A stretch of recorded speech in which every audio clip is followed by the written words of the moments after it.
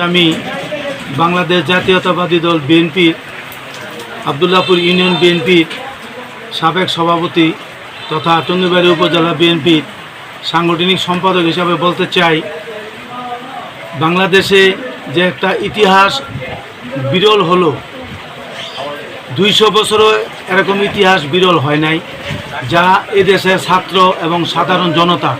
যে বিজয়টা অর্জন করলেন। আমাদের ভাইয়েরা, ছাত্র ভাইয়েরা জীবনের বিনিময়ে, রক্তের বিনিময়ে,